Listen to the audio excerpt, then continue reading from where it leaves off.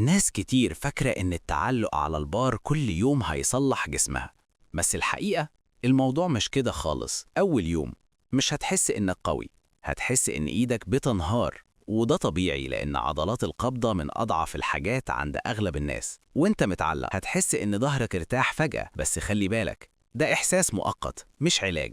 التعليق بيقلل الضغط على الفقرات فعلا، لكن أول ما تنزل الضغط بيرجع تاني لو أسلوب حياتك نفسه ما اتغيرش. بعد كام يوم مش عضلاتك بس اللي بتتحسن، مخك نفسه بيتعلم يشغل عضلات أكتر علشان تستحمل وقت أطول. ولو بتعمل كده بس passive hang يبقى أنت بتضيع نص الفايدة. لازم تدخل في active hang علشان تشغل عضلات الكتف والظهر.